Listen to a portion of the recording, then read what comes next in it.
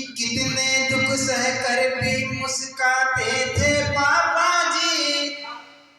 25 वर्ष की मेरी उम्र थी तब मेरे पिताजी मुझको छोड़कर चले गए फतेहगात से। ये समझ लो उनको समर्पित है कि कितने दुख सह कर भी मुस्कुराते थे पापा जी। अरे कितने दुख सह कर भी मुस्कुराते थे पापा जी।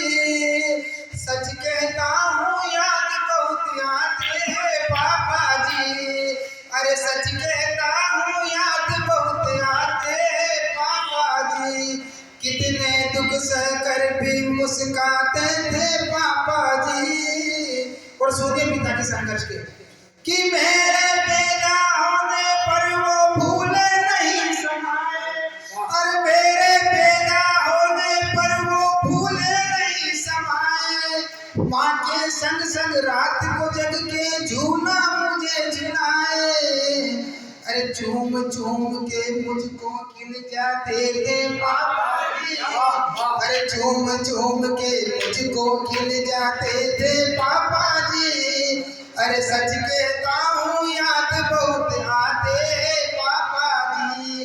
अरे सच कहता हूँ याद बहुत आते हैं पापा।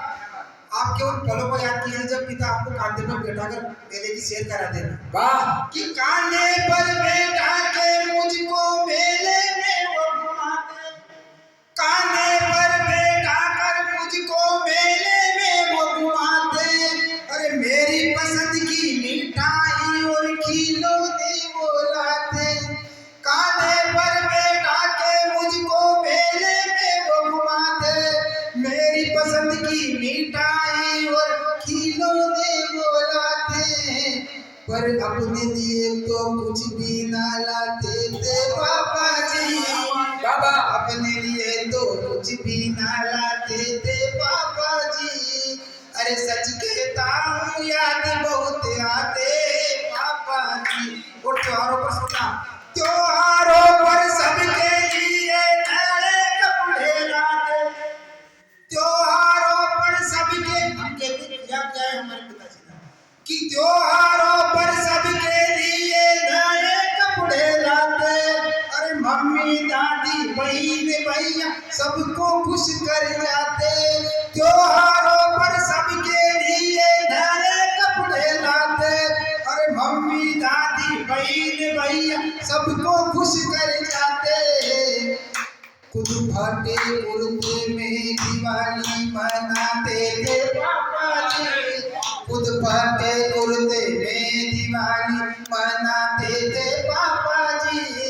अरे सच कहता हूँ याद बहुत आते हैं पापा जी। एक पिता के ऊपर सबसे ज्यादा जिम्मेदारियां होती है उसकी संतान की शिक्षा की और उसकी शादी की। तो किस तरह से वो जिम्मेदारियों का निर्वाह करता है कि मेरी शादी के दिन वो भाग भाग थक गए। मेरी शादी के दिन वो भाग भाग थक गए। अरे हजारों को खाना खिलाया खुद भूखे रह गए। हजारों लोगों को खाना खिलाने वाला पिता जिम्मेदारियों का खुद भूखा रह जाता कि मेरी शादी के दिन वो भाग भाग थक गए। हजारों को खाना खिलाया खुद भूखे रह गए। जिम्मेदारियों में इतने दब जाते थे पापा जी। अरे जिम्मेदारियों में दब जाते थे पापा जी।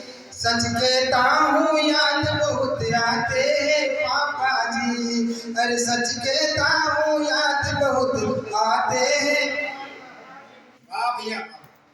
और देखिए आगे पिता का त्याग देखिए आप कि सबको पढ़ाने के खातिर नित मेहनत वो करते। सबको पढ़ाने की खातिर नित मेहनत वो करके दिन रात वो मेहनत करके सबकी फीसें भरते।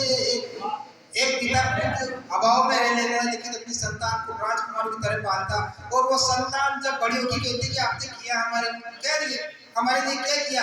तो उस पिता का दिल हृदय से उसका जो दिल होता है वैसा वो टुकड़े टुकड़े हो जाता है। वो उसकी जो असहनीय वेदना होती है उसका कोई पार होता है वैसा माता पिता को जब पहुंचाना साक्षात भगवान को तुम पहचाना मेरी नजर में कि सबकी दिल से चुकाने के कितने जतन कराते।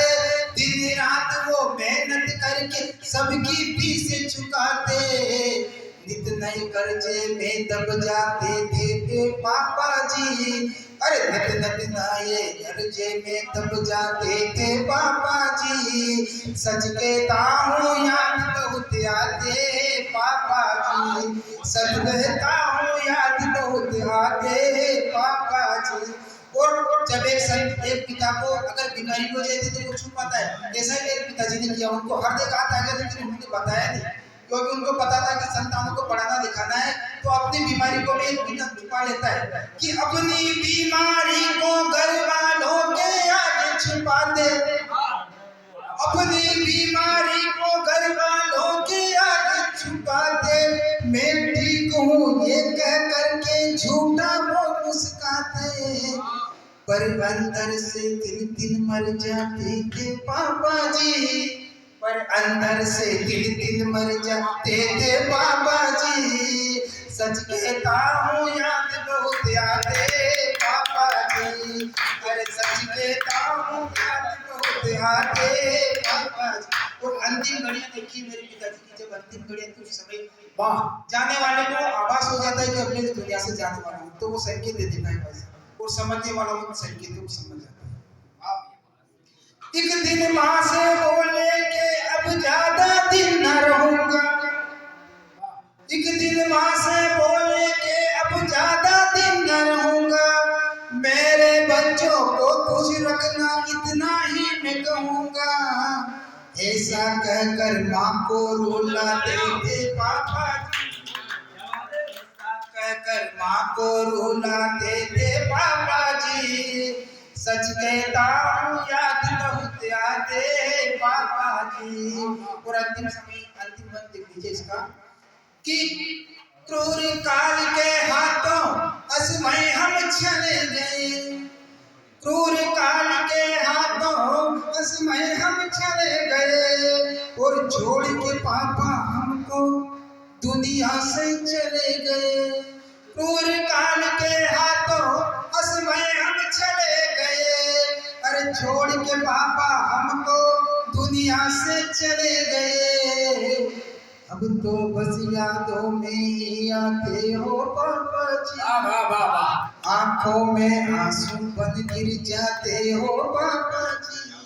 अरे सच्चा याद बहुत आते हो पापा जी। सच कहता हूँ याद बहुत आते हो पापा जी।